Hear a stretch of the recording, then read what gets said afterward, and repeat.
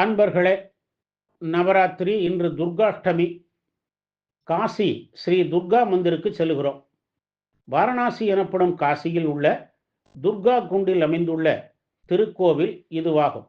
கிபி 18ஆம் நூற்றாண்டில் வங்காள மகாராணியால் வட இந்திய பாணியில் பல அடுக்கு சிகரத்துடன் கட்டப்பெற்ற திருக்கோவில் இது. துர்கா குண்ட் எனப்படும் புனித திருக்குளம் ஆலய வலப்புறம் அமைந்துள்ளது. இந்த குளம் கங்கை நதியோடு இணைக்கப்பட்டுள்ளது. முழுவதும் கல்லால் கட்டப்பெற்ற இந்த கோவில் சிவப்பு நிறத்தில் காட்சி தருகிறது. சிவப்பு நிறம் வெற்றி, வலிமை ஆகியவற்றை குறிக்கும். கோவிலின் சிகரம் 1000 இதழ்கள் கொண்ட தாமரை வடிவில் உள்ளது. சிற்பங்கள் கோவில் மிகவும் அழகுபடுத்துகின்றன. தேவி பாகவதத்தில் இந்த கோவில் பற்றிய குறிப்பு உள்ளது.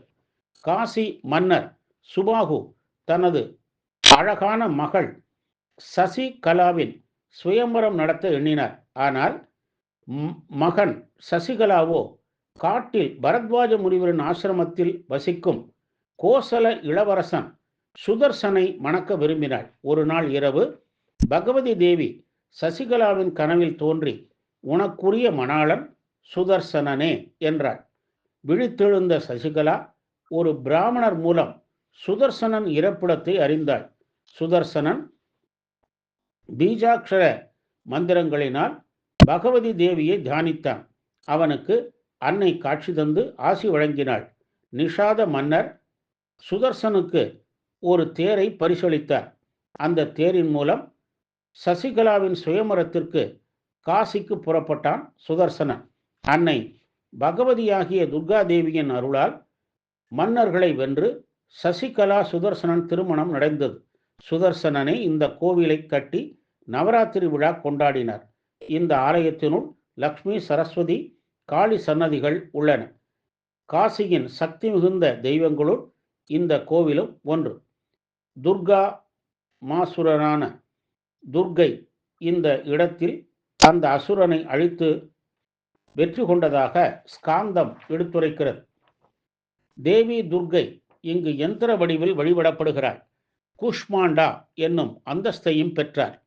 பிரபஞ்சம் தோன்றிய அண்டமுட்டையை உருவாக்கியவள் இவளே. இந்த கோவிலில் தாந்திரிக நடைமுறையில் வழிபாட்டு முறைகள் உள்ளன.